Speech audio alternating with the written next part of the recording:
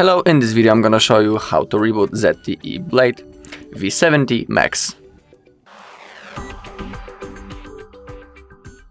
Okay, so let's begin. So the process is really easy. I'm sure that all of you can handle it. So basically all we need to do is to open up our power menu, and to do it we need to tap on the power button and the volume up button at the same time, just like that.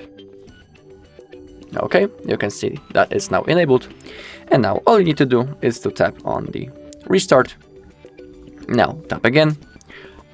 As you can see, now the screen went black, and within a few seconds the phone will be automatically turned on back again and ready to use. Also, it's good to perform a simple reboot from time to time, because during that process the phone rests, let's say, and it's deleting some of the background processes, and basically it gains a little bit of a speed. Okay, so that's all in this video. Thank you all for watching. If you found this video helpful, please leave a like, comment and subscribe.